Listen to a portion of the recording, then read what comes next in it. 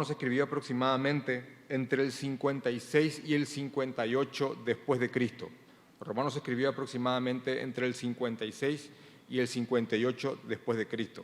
Hace algunos domingos que estamos viendo algunas porciones selectas y predicando expositivamente Santiago, y Santiago fue el primer libro o la primera carta escrita del Nuevo Testamento. Cuando Santiago se escribió, yo les había comentado que no había nada. Así que Romanos no estaba cuando Santiago escribió. Ya habían pasado muchos años, ya Pablo se había convertido, ya estaba ejerciendo como apóstol de los gentiles, de nosotros. Y bueno, y él escribe una carta a la iglesia en Roma. Y añado, dato muy importante, iglesia que él no fundó. Él no fundó, él no levantó, él no plantó la iglesia en Roma. Él sí había plantado, él sí había sido instrumento de Dios para levantar iglesias en varios lugares. Por ejemplo, las iglesias de Galacia habían sido plantadas por Pablo, así como la de Corinto y otras iglesias más. Pero él no fue un instrumento para la fundación de la iglesia en Roma. Hay teorías de cómo se fundó la iglesia en Roma, pero no me voy a meter ahora en eso, porque sería algo más largo. Pero sí quiero decirles de que Pablo había escuchado muy buenas cosas de la iglesia en Roma, en la capital del imperio en aquel momento, donde moraban los emperadores del imperio romano, donde el culto a los dioses paganos romanos era ferviente y celosamente custodiado. Bueno, ahí había una iglesia creyente, cristiana, fuerte, madura y con mucho conocimiento sobre las verdades del Señor. Pablo dice, y pueden poner un señalador en Romanos capítulo 15 y ir un ratito conmigo o solamente escucharlo. Pablo dice en Romanos capítulo 1, versículo 8, refiriéndose a la iglesia en Roma, lo siguiente. Dice Pablo: primeramente doy gracias a Dios mediante Jesucristo con respecto a todos vosotros. Agradece por los cristianos en Roma y después de decir que da gracias por ellos, Pablo dice que da gracias de que vuestra fe se divulga por todo el mundo. La fe de los romanos se estaba divulgando, se hablaba de los creyentes en Roma. La fe de ellos se estaba divulgando por todo el mundo. Obviamente una hipérbole, todo el mundo, pero es como decir, se está hablando mucho de cómo ustedes están ejerciendo y viviendo su fe. Dice en el versículo 9, porque testigo me es Dios a quien sirvo en mi espíritu, en el evangelio de su Hijo, de que sin cesar hago mención de vosotros siempre en mis oraciones, rogando de que de alguna manera tenga a fin, por la voluntad de Dios, un próspero viaje para ir a vosotros. Porque deseo veros, yo deseo veros para comunicaros algún don espiritual a fin de que seáis confirmados. Esto es, para ser mutuamente confortados por la fe que nos es común a vosotros y a mí, dice el apóstol Pablo. Ahora, miren, él está diciendo de que él reconoce que ellos son hermanos. No solamente eso, él está diciendo que la fe de ellos está haciendo conocida, patente, y se están haciendo ellos en un sentido famosos por cómo están viviendo su fe. Miren, y ya en su momento cuando habíamos estudiado Romanos, yo había hecho una pregunta en base a esto y yo les había preguntado ¿por qué te gustaría que tu iglesia sea famosa? ¿Verdad? ¿Por qué te gustaría? ¿Te gustaría que tu congregación sea famosa por la hermosa orquesta que tiene? Porque el aire acondicionado enfría muy bien cuando afuera hacen 45 grados, porque las sillas son tan ergonómicas y cómodas que cuando me siento ahí, ¡wow! O porque el predicador es lindo, o porque la música es bonita y... ¿Por qué? ¿Por qué? ¿Por qué te gustaría que tu iglesia sea conocida? Porque es grande, majestuosa, porque... ¿O te gustaría que tu iglesia sea conocida por su fe? Por su fe. ¿Acaso le está diciendo Pablo a ellos? Miren, doy gracias a Dios respecto a ustedes, respecto a vosotros, porque vuestra fe es la que se divulga por el mundo entero. Hermanos, Era más o menos así la cosa. Hermanos, los creyentes de Roma, wow, qué fe tienen. Ahí, estando ahí, en medio de todo eso.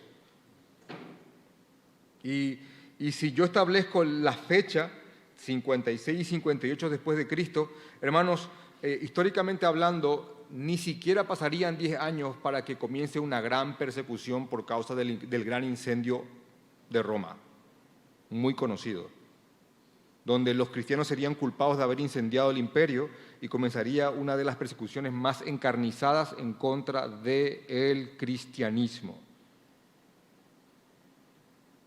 Así que acá, ¿eras o no eras? Entonces él dice que da gracia por ellos y él empieza a hacer una exposición sobre el Evangelio. En una parte acá de Romanos capítulo 1 dice en el versículo 14, a griegos y a no griegos, a sabios y a no sabios soy deudor. Así que en cuanto a mí, pronto estoy a anunciaros el Evangelio también a vosotros que estáis en Roma. Hermanos, eran creyentes, pero él dice, yo quiero ir a anunciarles el Evangelio, porque como había hablado anteriormente, él quería confirmar a los cristianos, quería fortalecer a los cristianos que estaban en Roma. Y Pablo se sentía deudor del Evangelio de absolutamente todos, de griegos, de no griegos, la palabra es bárbaros, de sabios y de no sabios, de todos soy deudor del Evangelio, de predicar el Evangelio. Y dice, y acá está la famosa frase de, porque no me avergüenzo del Evangelio, porque es poder de Dios para salvación a todo aquel que cree, al judío primeramente, porque el Evangelio también es para el judío, y por supuesto también al griego. Porque en el Evangelio la justicia de Dios se revela por fe y para fe, como está escrito, mas el justo por la fe en Jesucristo, el justo vivirá.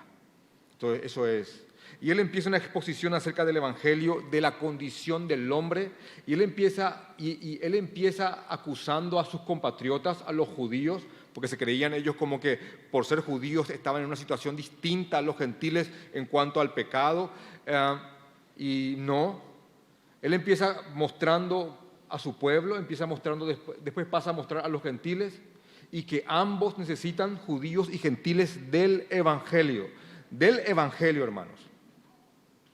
No solo de principios bíblicos morales, del Evangelio, del mensaje que el Padre maldijo al Hijo por causa nuestra y que depositó en Él todo nuestro pecado y lo destrozó, como si fuera que Él cometió cada cosa que nosotros hemos hecho. Y solamente en Él y en su sacrificio hay perdón. Y no hay otro camino porque Él es el sacrificio, Jesucristo. Fe en ese sacrificio. El que tiene fe en Él tiene acceso al único Dios verdadero.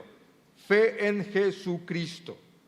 Después de hablar acerca de la condición de judíos y gentiles, de que todos están bajo pecado, como está en Romanos capítulo 3, versículo 9, él coloca como la torre fuerte, como el castillo fuerte de toda la Biblia, que inclusive algunos comentaristas y algunos escritores lo llaman como la Acrópolis, como la ciudad fuerte de la palabra entera, que está en Romanos capítulo 3, del 23 al 26, donde está prácticamente el resumen más completo, conciso y denso y espeso de lo que sería el Evangelio. Aquí está en Romanos. Ahí está el corazón de nuestro cristianismo. Y después pone como ejemplo a Abraham, de que él creyó y no fue justificado por obras, sino que él fue justificado por su fe. Después habla acerca de lo que éramos y de lo que somos en Cristo Jesús. Hace una analogía para que entendamos nuestra condición en Cristo y él va enseñando cosas sobre la condición del hombre sin Cristo. Luego enseña cómo está el hombre con Cristo y enseña a vivir la fe. A partir del capítulo 12, ¿por qué voy haciendo esto? Para que nos ubiquemos bien en dónde está Romanos capítulo 15, conceptualmente hablando. A partir de Romanos capítulo 12 hay como una bisagra en el libro, porque después de habernos explicado todas las misericordias de Dios, porque Dios ha sido muy misericordioso con nosotros, amén. Dios ha sido muy misericordioso con nosotros. Pablo dice en Romanos capítulo 12, así que hermanos, yo les ruego que por las misericordias de Dios, y uno podría abrir una pregunta y decir, ¿cuáles son las misericordias de Dios? Todo lo que Pablo nos explicó del capítulo 1 al capítulo 11, las misericordias de Dios. Así que por todas estas misericordias, Pablo dice, yo les ruego que ustedes se entreguen como un sacrificio vivo, santo y agradable, el cual es vuestro culto, y yo amo esta palabra, vuestro culto racional. Porque yo por la fe entiendo que Dios lo creó todo, absolutamente de la nada. Y Él es gobernante de todo lo que existe. ¿Se dan cuenta que en Hebreos están dos palabras que algunos dicen que no congenian? Pero yo por mi fe entiendo, hasta yo por mi fe entiendo que hay cosas que no voy a entender.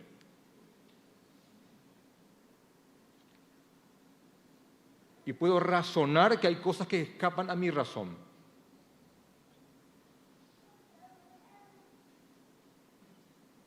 Así que él dice, hermanos, por las misericordias de Dios, que ya les he explicado, 11 capítulos para eso, dice, entréguense como sacrificios vivos, el cual es vuestro culto racional. Y a partir del 12, lo que Pablo empieza a hacer es tratar de que todo ese impulso en base a doctrina teológica y hermosa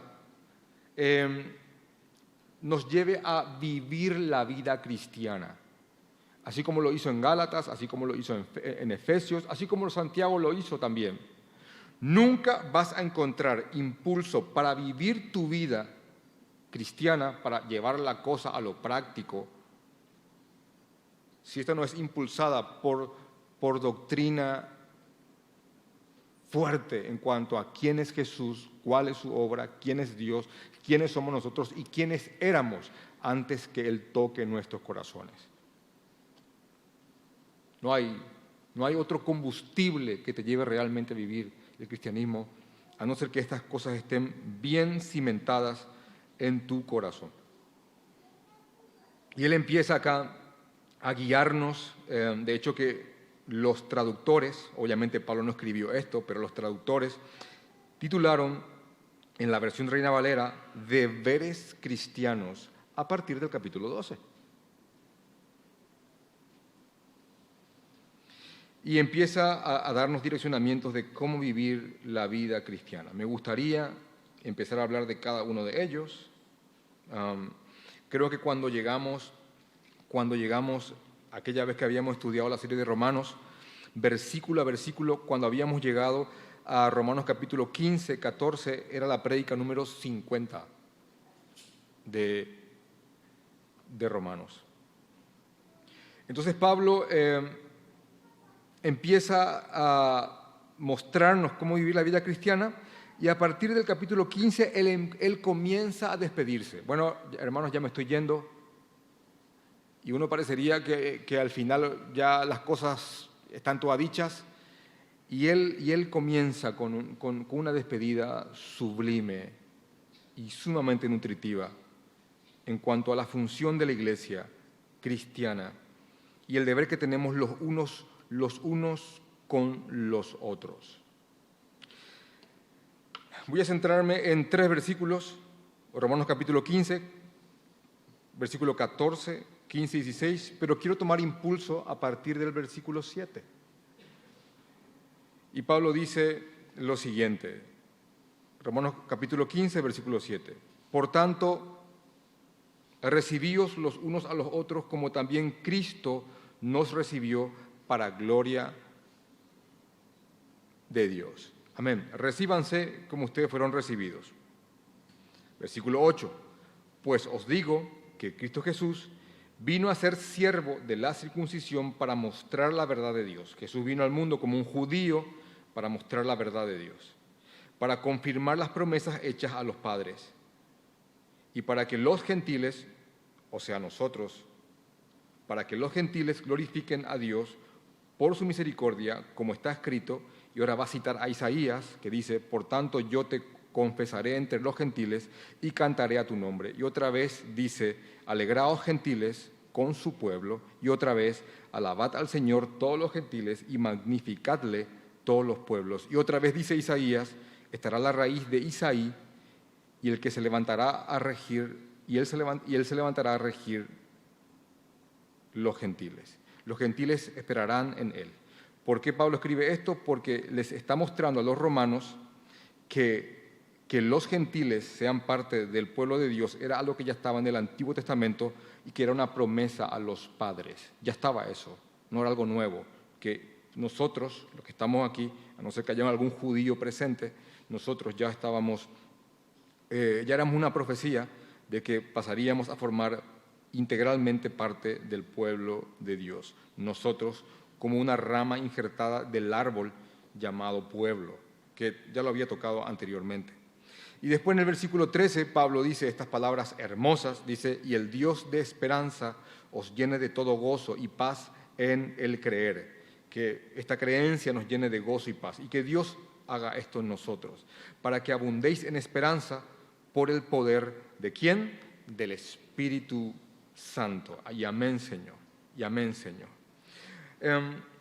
Después de esto, Pablo comienza en el versículo 14 diciendo, pero estoy seguro de vosotros, hermanos míos, de que vosotros mismos estáis llenos de bondad y llenos de todo conocimiento, de tal manera que podéis amonestaros. Mas os he escrito, hermanos, ya tienen esa palabra, en parte con atrevimiento, como para haceros recordar por la gracia que de Dios me es dada, para ser ministro de Jesucristo a los gentiles, ministrando el Evangelio de Dios, para que los gentiles les sean ofrenda agradable, santificada por Él, otra vez dice, Espíritu Santo. Vuelvo a un dato inicial. Pablo no fundó, no estableció, no fue instrumento para la plantación de la iglesia en Roma. No lo fue, no lo fue.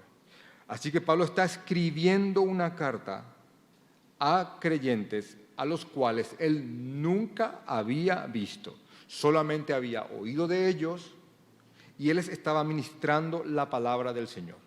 Yo quiero mostrarles cómo aquí hay una manifestación clara de mucha sabiduría, y creo que esto es algo digno de imitar. Y después quiero mostrarles cómo él direcciona al pueblo en sabiduría, a la iglesia en sabiduría, para que cumpla su función. Primeramente quiero mostrarles lo siguiente. Pablo está reconociendo que los cristianos en Roma son hermanos. Por eso es que inicia esta porción diciendo, pero estoy seguro de vosotros, hermanos míos. Y Pablo jamás usaría el coloquio de decir hermano como una cuestión de afinidad. Como yo sé que algunos hablan así, ¿qué tal hermano? ¿Cómo está? No, hermano, no. Jamás Pablo llamaría hermano a alguien que no considere creyente en el único Dios verdadero y en Jesucristo su único Hijo. Jamás haría eso, jamás. Así que Pablo está reconociendo que ellos son hermanos. Por eso dice, pero estoy seguro de vosotros, hermanos míos, de que vosotros mismos estáis llenos de bondad y de todo conocimiento. Ahora quiero pasar a mostrarles algo más para que se den cuenta de lo que está aquí en el texto. Después de reconocer Pablo que ellos son hermanos, Pablo reconoce de que ellos son hermanos maduros. Y uno dice, bueno, pero ¿cómo? ¿Cómo Pablo sabía que ellos eran hermanos maduros? Obviamente por la información que tenía en cuanto al comportamiento y a la fe de ellos. Pero miren por favor acá las palabras que Pablo usa, porque dice en el versículo 14, dice, pero estoy seguro de vosotros, hermanos míos, de que vosotros mismos estáis llenos de bondad y de todo conocimiento. Esas dos palabras, bondad y todo conocimiento, se podrían ser más específicos de la siguiente manera. Esta palabra bondad significa también misericordia. Significa también un elevado sentido de espiritualidad. Significa piedad, significa ser piadoso. El cristiano con bondad, a la cual Pablo se refiere aquí, es alguien que está atento a la palabra del Señor. No se refiere a alguien perfecto, sino que se refiere a alguien sensible a la voz del Señor. Y Pablo dice que ellos son piadosos, dice que ellos son bondadosos, que ellos son misericordiosos. Ahora, no solamente son misericordiosos y bondadosos, sino que también tienen mucho conocimiento. Y acá está la definición correcta de un cristiano maduro: conocimiento más bondad, o conocimiento más misericordia, más sensibilidad espiritual a la voz del Señor. Esto es un cristiano maduro. Y el cristiano maduro que tiene esto crecido en su corazón, conocimiento y bondad y conocimiento, es aquel que está capacitado para amonestar. Por eso dice aquí que él está seguro que ellos están llenos de bondad y llenos de todo conocimiento, de tal manera que podéis amonestaros los unos a los otros. Y quiero ser enfático en esto, porque Pablo estaba reconociendo que los romanos eran, o en su mayoría, la iglesia en sí era una iglesia bondadosa y conocedora de la palabra del Señor, pero quiero decirles de que en muchas ocasiones podemos encontrarnos con hermanos muy bondadosos, muy piadosos, pero que les falta mucho conocimiento. Así como también podemos encontrarnos con hermanos con mucho conocimiento, pero que les falta mucha bondad o mucha misericordia. Ambos pueden ser muy perjudiciales por más que tengan buenas intenciones. Esta es una persona muy sensible al Señor, con mucha comunión con el Señor, pero todavía no está muy crecido en conocimiento. Y hermanos, el conocimiento al cual Pablo se refiere es el conocimiento de la palabra del Señor. Ese conocimiento por el cual los pueblos perecen. Los pueblos perecen por causa de este conocimiento. Y cuando la palabra habla de eso no se refiere a conocimiento cívico o científico. Se refiere a conocimiento en cuanto a quién es Dios y qué es aquello que le agrada.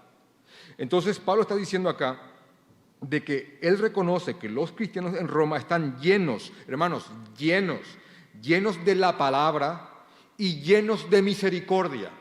Por eso él sabe que los cristianos en Roma están capacitados, por ende, a amonestar.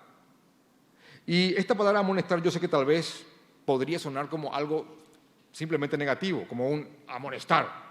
Pero la palabra amonestar, que está aquí, que se traduce de la palabra nouteteo, de donde viene la palabra noutética, de donde viene la palabra a su vez consejería bíblica, se refiere más que nada a que los cristianos, llenos de conocimiento y llenos de misericordia, bondad, están capacitados para guiar, animar, consolar, advertir y recomendar a sus hermanos. Y te repito una vez más la idea que te acabé de decir. En el cuerpo del Señor podemos encontrarnos y toparnos con cristianos, y yo sé, con muy buenas intenciones, que están llenos de conocimiento, pero muy carentes de misericordia. Pero tienen mucho conocimiento. Así como también podríamos encontrarnos con creyentes muy sensibles a la palabra del Señor, pero tal vez por ser neófitos o por otras razones, no están muy crecidos en el conocimiento del Señor.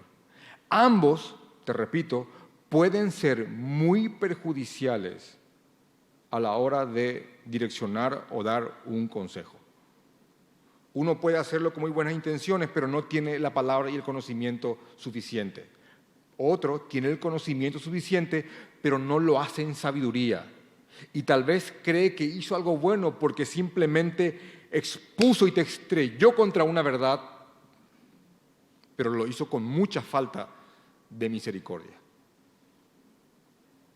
Y aquí en este simple texto, Pablo está definiendo lo que sería un creyente maduro y por ende una iglesia madura. Una iglesia madura, hermanos, y perdón que pegue la piedra muchas veces con esto, es una iglesia llena de conocimiento y bondad, de bondad y conocimiento.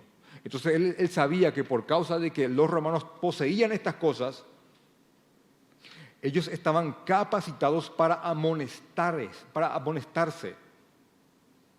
unos a otros, para amonestarse unos a otros. Y vuelvo a esta palabra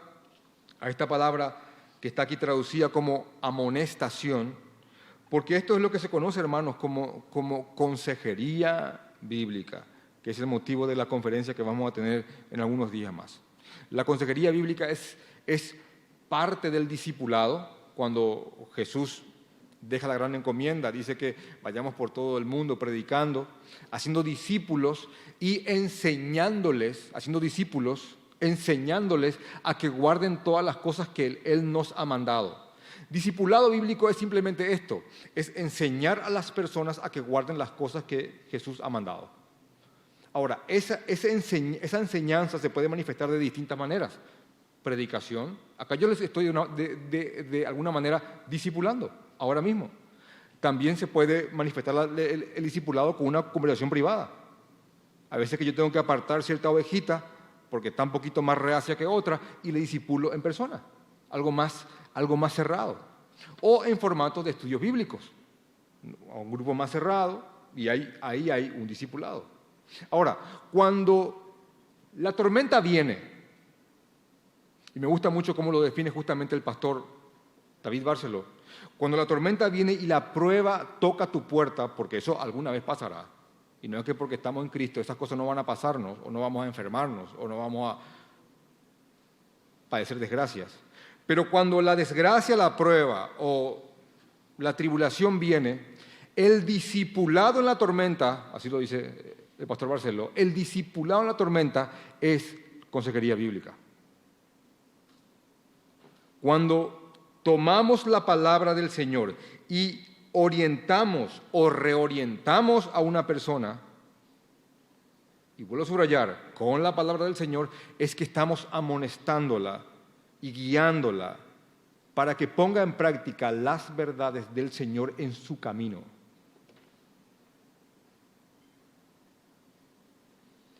Y Pablo reconocía que los cristianos en Roma, si bien había algunas cosas de las cuales no tenían conocimiento, todo lo que el creyente, salvíficamente hablando, necesitaba saber, estos creyentes lo sabían.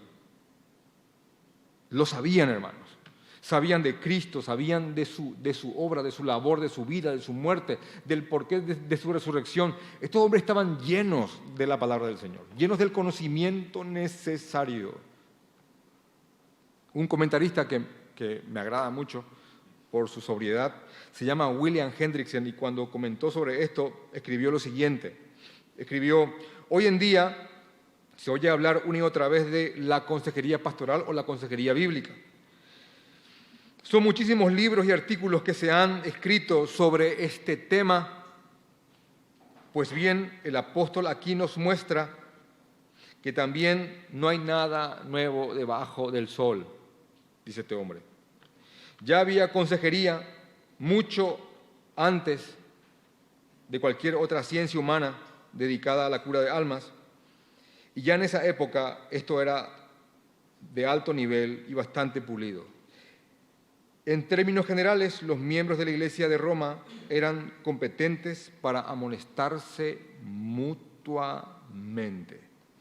Y Pablo les dice que él sabía y estaba seguro que ellos estaban bastante crecidos en este conocimiento y que eran bastante sensibles a la verdad del Señor. A otras iglesias, quiero mostrarles esto, inclusive si quieren anotar ahí al lado de este verso, a otras iglesias Pablo les escribe algo similar y les manifiesta el motivo de sus oraciones. Por ejemplo, en Filipenses capítulo 1, si pueden ir conmigo, eso sí me gustaría que lean. En Filipenses capítulo 1,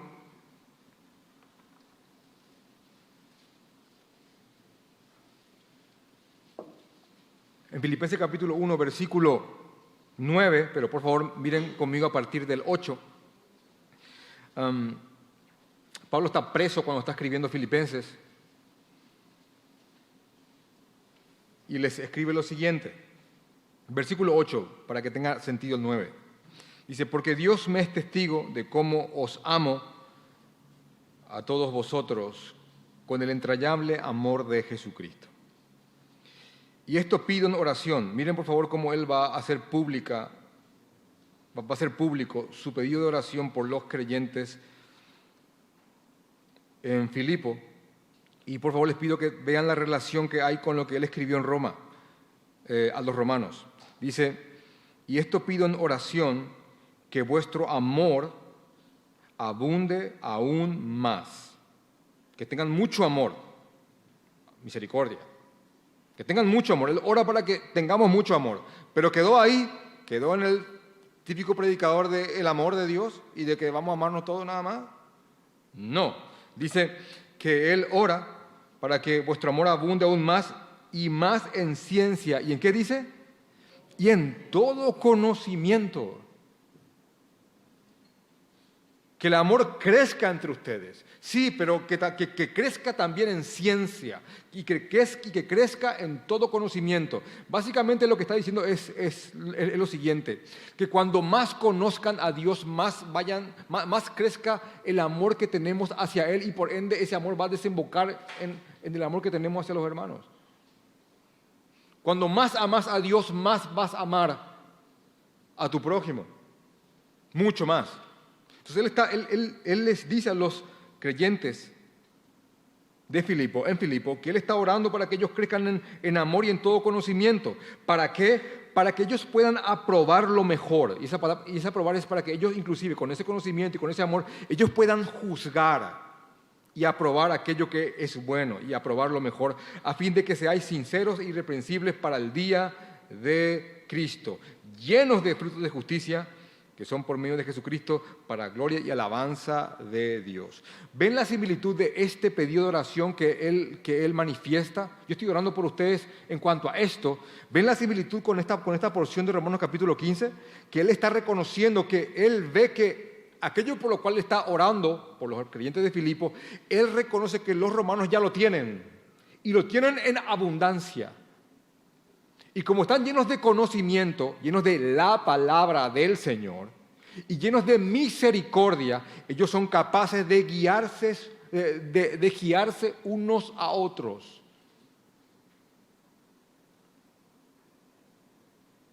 Miren, ustedes pueden transformar esta porción hasta en una oración. Padre, dame la bondad de la cual aquí habla Pablo y dame también ese conocimiento.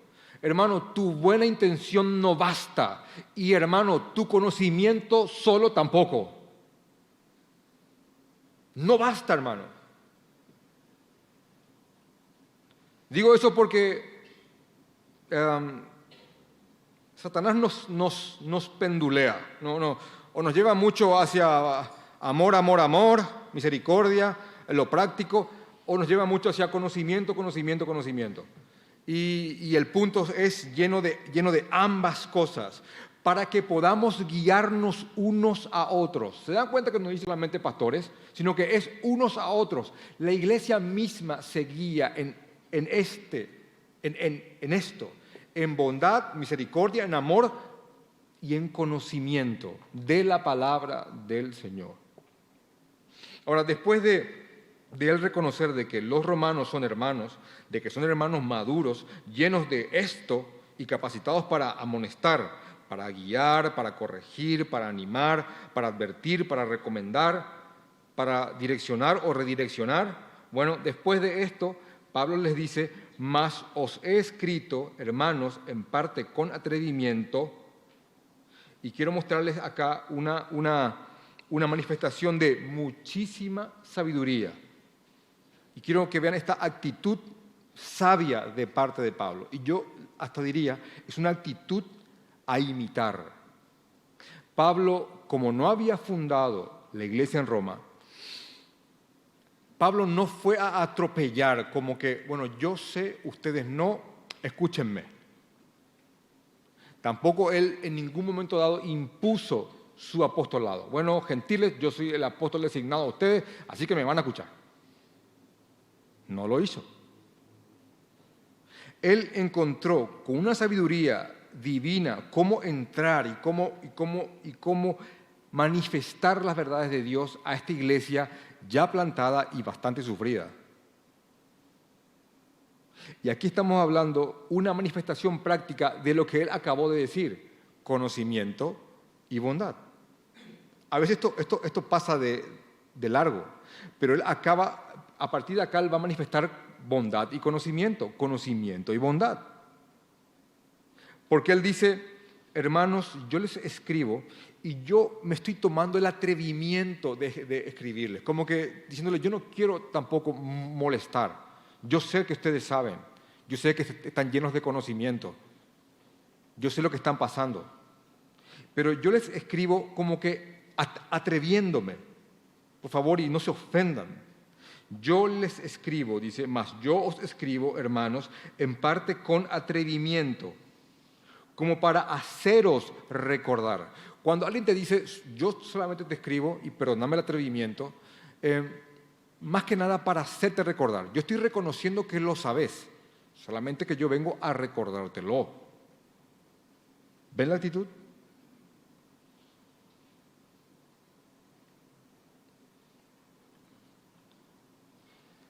Porque si bien la carta a los romanos, y esto es algo que a veces no se tiene en cuenta, la carta a los romanos, que para mí es probablemente el tratado jurídico bíblico más específico en cuanto al Evangelio, si bien en la carta a los romanos está el Evangelio, Romanos no es una carta evangelística. ¿Qué significa eso? Romanos no fue escrita a no creyentes para que estos se conviertan. En Romanos está el Evangelio para que el Evangelio sea confirmado a personas que ya creen en Jesucristo y estos confirmados prediquen el Evangelio a aquellos que no creen y sepan cómo contestar aquellas inquietudes, dudas o alguna que otra oposición que se levante en contra del Evangelio. Hermanos, si Romanos está en tu cabeza, te va a impresionar la cantidad de respuestas que vas a poder responder ante las inquietudes de aquellos a quienes les estás manifestando la cruz de Cristo.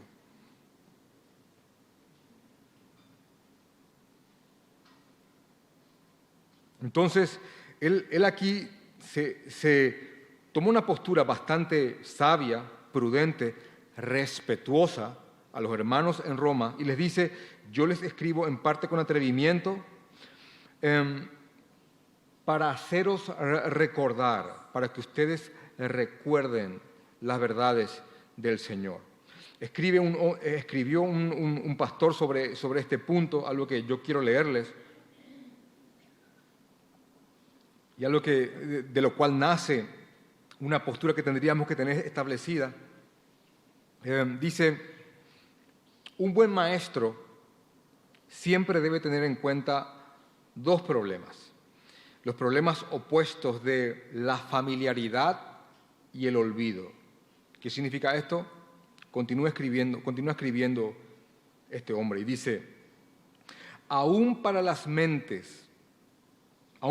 mejores mentes, con la devoción más sincera, las cosas y personas que no se mantienen cerca y familiares, tarde o temprano esas cosas y esas personas podrían ser olvidadas. Yo, inclusive, cuando habíamos en su momento hablado de este texto,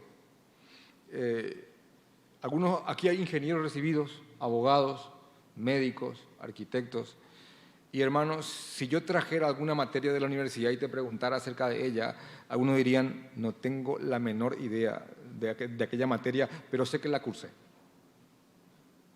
Porque aquello que no se usa, se pierde. Cuando la palabra de Dios no es constantemente refrescada, traída al presente y recordada a tu corazón, gran parte, muchas porciones de ella van a empezar a perderse.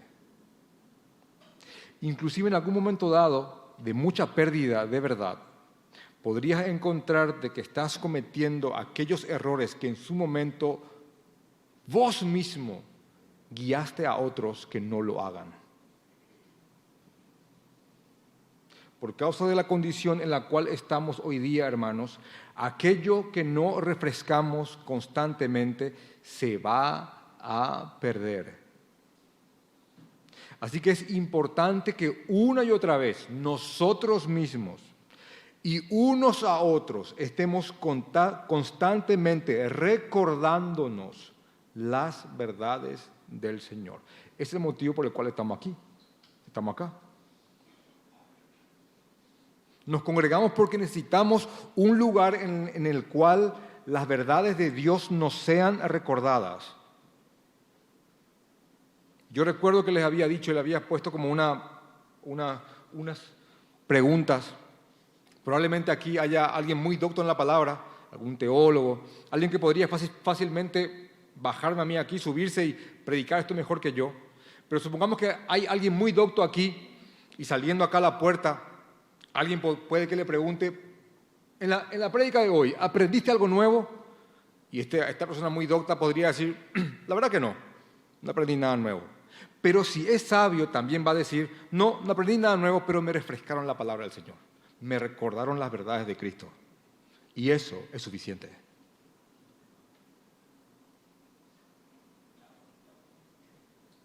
Yo sé porque es muy nuestro que cuando alguien quiere explicarte algo, sale esa expresión o esa actitud de, yo ya sé eso. No se trata de si sabes o no esto. Se trata de que esto te sea recordado una y otra vez, para que sea confirmado en tu corazón y en el momento de la prueba esto sea un blindaje para tu mente. Así que Pablo les dice a ellos, yo sé que ustedes saben, yo sé que tienen mucho conocimiento, están llenos del conocimiento del Señor. Y aparte de eso, que son misericordiosos, tienen mucha bondad, son verdaderamente piadosos, sensibles al Señor. Pero yo me tomo el atrevimiento nada más de escribirles esto para hacerles recordar, hermanos, estas cosas. Todo lo que Él nos había escrito. Para hacerles recordar. Y de ahí dice, por la gracia que de Dios me es dada. ¿Qué gracia le dio Dios a Pablo para que él, por esa gracia, les haga recordar las verdades del Señor? Bueno, la gracia de la cual él habla en Romanos capítulo 1, versículo 5 al inicio, que es la gracia de ser apóstol y de ser un siervo del Señor. Pero aún así, todos tenemos el deber de, con mucha bondad y conocimiento y bondad, ¿cómo me gustaría decirte eso 50 veces? Recordarnos una y otra vez las verdades del Señor. Porque la prueba va a venir y la desgracia va a tocar nuestra puerta y no siempre va a salir con las manos vacías. Y en medio de la prueba, las verdades del Señor son las únicas cosas que van a sostenernos, hermanos. Es lo único.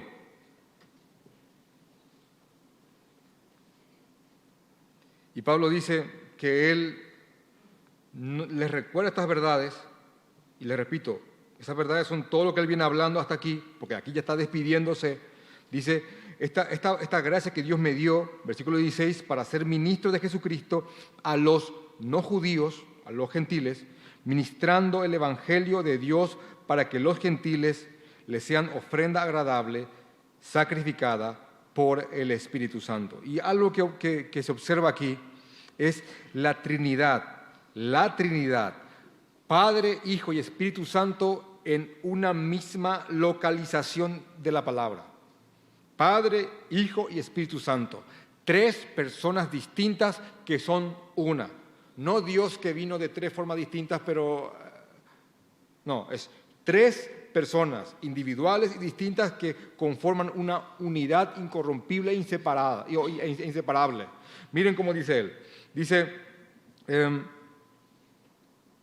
mas os escribo, hermanos, en parte con atrevimiento, como para haceros recordar por la gracia, añado, del apostolado, que Dios me es dada, dice él, para ser ministro de Jesucristo, a los gentiles, ministrando el evangelio de Dios se refiere a Dios Padre, para que los gentiles le sean ofrenda agradable, santificada por Él, que dice Espíritu Santo.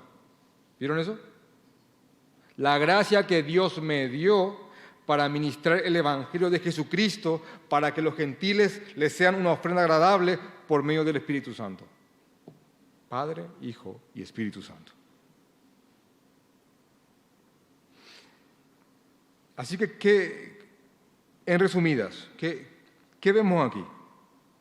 ¿Qué vemos aquí? ¿Qué nos enseñó el pastor hoy? ¿Cuál fue el mensaje? Hermanos, el mensaje es que el camino a la madurez es un camino que nos lleva a buscar bondad y conocimiento y bondad, para que podamos estar capacitados para amonestar, entiéndase, aconsejar, guiar, corregir, direccionar, consolar, acuerpar a otros. También podríamos decir que las personas con mucho conocimiento podrían hacer mucho daño si solo conocimiento tienen, y también las personas bastante sensibles al Espíritu Santo, que están recién creciendo en conocimiento, también podrían dañar, porque aunque tengan mucha buena intención, sin conocimiento, perjuicio podrían causar. Pero, hermanos, la fuente de este conocimiento, hermanos, es la palabra del Señor, y hay un deber en todo creyente en crecer en Él. Hay una cantidad de versos, por ejemplo, segunda de Timoteo, capítulo 3, versículo 16, que habla de que toda la Escritura es inspirada por Dios y es útil para... Amén. Cuando Jesús ora por sus discípulos, dice en Juan 17, santifícalos en tu verdad, santifícalos en tu verdad. Tu palabra es verdad. Y Jesús mismo dice en Juan 6:63, mi palabra es vida. Y en Hebreos 4:12 dice que la palabra de Dios es viva. Amén, ¿verdad? Como una espada que traspasa, que llega ahí hasta la médula. Sí, ¿y saben qué hace la palabra? Delata las intenciones de los corazones. ¿Verdad que sí? Eso que está ahí, la palabra te muestra la intención real de tu corazón. Por eso es que la palabra es como un espejo, como Santiago lo dice en Santiago capítulo 1, versículo 23. Es como aquel espejo que te muestra lo que realmente sos. El hombre imprudente, Santiago dice que es como aquel que se mira al espejo y viendo lo que es, él dice, no, y se va y no corrige aquello que el espejo le mostró que está mal, que es solamente un oidor y no un hacedor. Así que constantemente tenemos que ir al espejo, personalmente, y tenemos que buscar a personas que nos muestren el espejo. ¿Te estás viendo, Ruth? Acá estás.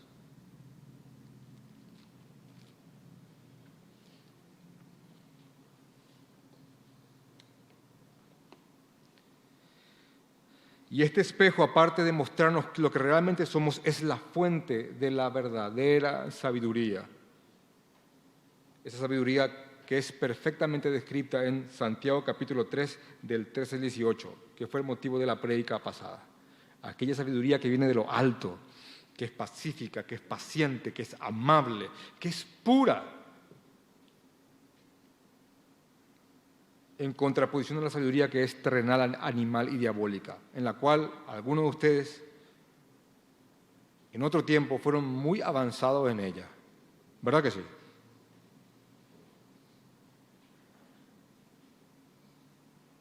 Pero aquí está, hermanos. Esto es lo que tenemos para vivir la vida cristiana en este mundo. Quiero leer solamente un último verso que está en Primera de Pedro capítulo 4.